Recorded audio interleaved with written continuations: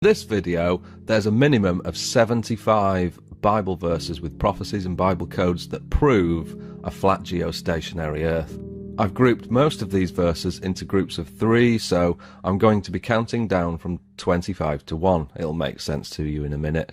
And I've saved the best 2 for last. So let's start with some easy ones. Number 25, corners.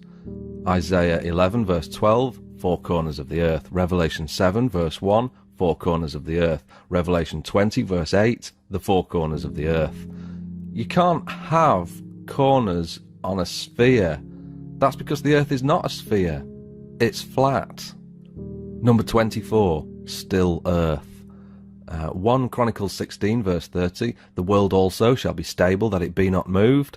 Psalm 96 verse 10, the world also shall be established, that it shall not be moved. Psalm 93 verse 1, the world also is established, that it cannot be moved. It's all consistent, clear as day. If the world isn't moving, then it's not spinning, and neither is it orbiting around the sun. Number 23, pillars. 1 Samuel 2 verse 8, for the pillars of the earth are the Lord's, and he has set the world upon them.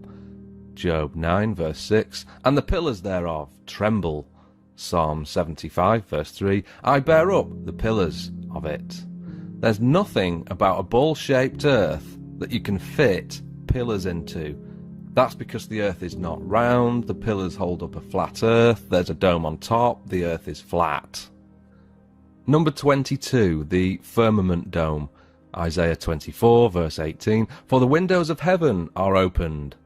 It's a dome over a flat earth. Isaiah 13 verse 13, therefore I will make the heavens tremble. If the heavens can tremble, then it has to have solidity to it. Genesis 1 verse 6, and God said, let there be a firmament in the midst of the waters, and let it divide the waters from the waters. It's a dome over a flat earth that separates the waters above the dome. I read this so many times and I didn't see what was going on. I read the word firmament, didn't understand it, but it makes so much sense now when you take it literally. Strong's Concordance defines the word firmament as a solid expanse, roughly like the domed roof on this building here. Here's the inside of that dome, and the stars that we see in the sky would be fixed into this solid firmament, and the whole thing rotates around a flat, stationary Earth. That's why all the stars move around the sky together as one set piece, because you can only have a solid dome separating the waters above from the waters and seas below on a flat Earth with the atmosphere in the middle. It doesn't work on a ball-shaped Earth. Number 21, the firmament dome continued. Isaiah 44 verse 24, I am the Lord who made all things, who alone stretched out the heavens, who spread out the earth by myself. Well, you can't spread something out by rolling it into a ball. Psalms 18 verse 9, he bowed the heavens also. 2 Samuel 22 verse 10 repeats Psalms. It says, he bowed the heavens also. Strong's number H5186 describes the word bowed as bend. The heavens bend around us. It's a domed heaven around a flat earth. Number 20, the sun. There are 67 Bible verses that reference the sun moving. You can easily look this up. Here's a title on one website that lists them all.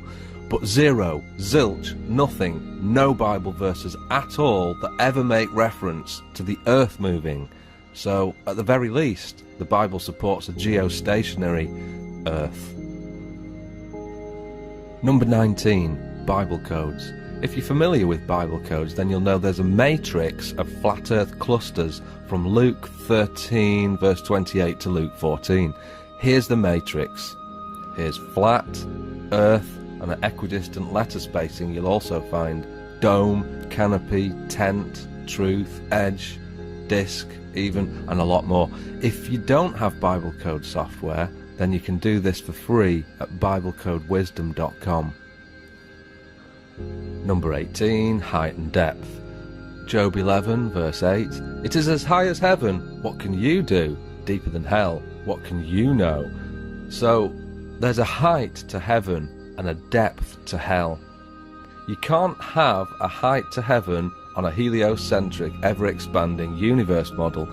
You can only have a height to heaven on a flat earth that has a dome over the top of it.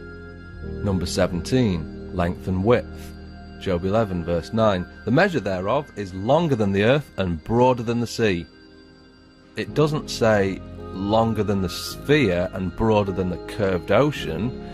You can't have a length and breadth on a ball unless you change the wording of the Bible to accommodate it. You can only have a length and breadth on a flat level plane. Number 16, wisdom. Colossians 2 verse 8 says, Beware lest any man spoil you through philosophy and vain deceit, after the tradition of men, after the rudiments of the world. 1 Timothy 6 verse 20, false science. 1 Corinthians 3 verse 19, For the wisdom of this world is foolishness with God. A ball-shaped world is wisdom to those that live in the world and get their information from TV or the education system. Wisdom of a global earth is literally foolishness with God. True wisdom is not taught in the education system, and neither will you find it on the 6 o'clock news. True wisdom is only found by carefully weighing up the options, and that's what we've been doing on this channel for the last few months, weighing up the evidence. Really try to understand what the Bible is saying here in these 3 verses, because it's telling us that the earth is flat, it's not round. Number 15, day and night. Job 26 verse 10. He has compassed the waters with bounds until the day and night come to an end. Well, that's interesting. Here's a flat earth map. The outer bounds are made of ice. The waters are literally compassed with an ice boundary. The sun goes around the earth like this. Both day and night can only come to an end where day and night meet the dome. Beyond the dome, time ceases to exist. Whoever happens to live in that realm outside the dimension of time, beyond the dome, which is the heaven, is also immortal. He's always been there. He can see the beginning and the end. Prophecies in the Bible, inspired by the Holy Spirit, show us the future is already foretold. And when the Bible talks of the everlasting, that's the place we all go to at some point. Problem is, most of us who reject the truth will face everlasting shame. Like it or not, we're all going to meet our Maker someday. So day and night can't possibly come to an end on a ball earth model. That's because the earth isn't a ball, the earth is flat. Number 14, foundations. Job 38 verse 4. Where were you when I laid the foundations of the earth? Declare if you have understanding. As we've just seen, the foundations of the earth are pillars. Isaiah 48 verse 13. My hand also has laid the foundation of the earth, and my right hand has spanned the heavens. When I call unto them, they stand up together. If the heavens stand up at his command, then it's telling us here that the heavens are a dome, it's a solid dome, the earth is flat. Number 13, footstool. Isaiah 66 verse 1. The heaven is my throne, and the earth is my footstool. Matthew 5 verse 35. He's swearing, nor by earth, for it is his footstool. Acts 7 verse 49. Heaven is my throne, and the earth is my footstool. This is what a footstool looks like. It's got 4 pillars. Here's another one. How exactly are you mistaking this for this? What footstool spins at 1,000 miles an hour? Number 12, desktop globe. Exodus 20 verse 4. Thou shalt not make unto thee any graven image, or any likeness of anything that is in heaven above, or that is in the earth beneath. Isaiah 42 verse 8. Neither my praise to graven images. It's also the second of the 10 commandments, so that rules out having a spinning globe on your desktop, because what's a spinning globe? It's a graven image that depicts the earth. Why was the commandment not to have those things? Because it indoctrinates without even speaking. The earth isn't a globe, it's flat. Number 11, the stars. Matthew 24 verse 29. The stars shall fall from heaven. Mark 13 verse 25. And the stars of heaven shall fall. Revelation 6 verse 13, and the stars of heaven fell unto the earth. We've all been brainwashed into thinking the stars are massive and trillions of miles away. The Bible is telling us the stars are not massive, they're small, close, and they're going to fall to the earth. So the universe that we see up there is dome-shaped and small enough to contain all the stars that circle around the flat stationary earth. Number 10, the universe. This is the ancient Hebrew view of the universe. We've got the earth on pillars, Sheol down there, and a dome over the flat geostationary earth, and all the stars and the sun and the moon inside the dome going around the earth. That's why in Genesis 1 verse 14 it says, "Let there be lights in the firmament of heaven," not orbiting a Milky Way galaxy, no, inside the dome, the firmament. Number 9, sun circuit. Psalm 96 verse 10, "The world also shall be established, that it shall not be moved," King James Version. Equally, that verse could support a ball-shaped earth, but it eliminates the possibility of the earth going around the sun. Bear that in mind for a moment. Psalm 19 verse 6, talking about the sun, "His going forth is from the end of heaven, and his circuit until the ends of it, and there is nothing hid from the heat thereof." If the sun has a circuit, then the sun is not the centre of the solar system as we've been told. Critics will say, yes, but the sun is on a circuit. It circles the centre of our Milky Way galaxy. Well, if the earth is established that it cannot be moved, but the sun goes around the Milky Way, then the sun would fly off away from the earth and we'd never see the sun again. So when the Bible talks of the sun having a circuit, it's talking about the sun circuiting around a flat earth. Number 8, circle of the earth. So those who loosely read the Bible point to Isaiah 40 verse 22, which says, "It is he that sitteth upon the circle of the earth." And they use that verse to support a round earth. But there is a difference between a sphere and a circle. Isaiah knew the difference between a ball and a circle because he describes a ball in Isaiah 22 verse 18. So why did Isaiah not use the same word for ball when describing the earth in chapter 40? That's because the earth is not a ball, it's a flat disc shape with a dome on top and pillars underneath. Number 7, grasshoppers.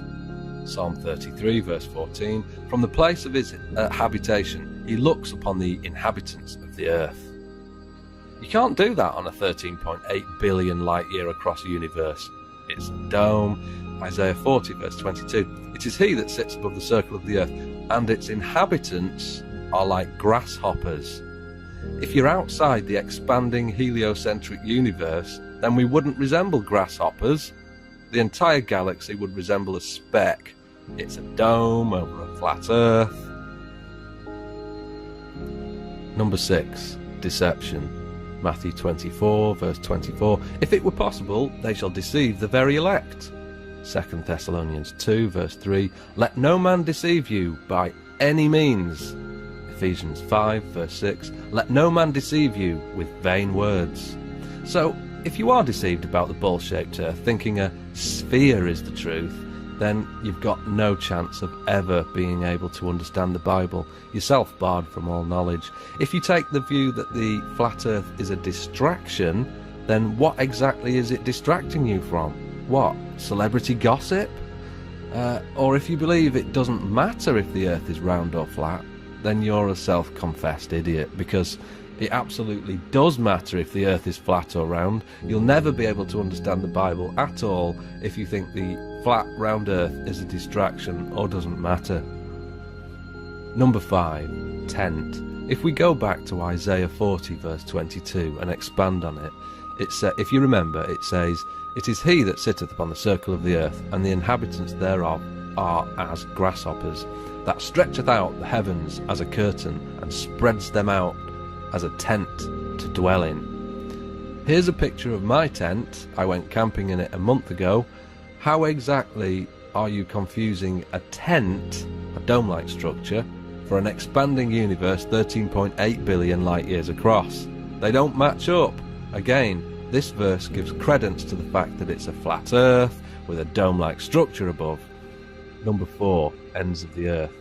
Job 37 verse 3, and his lightning unto the ends of the earth. Daniel 4 verse 11, and the sight thereof to the end of all the earth. Proverbs 30 verse 4, who hath established all the ends of the earth? What is his name? And what is his son's name, if you can tell? Wow.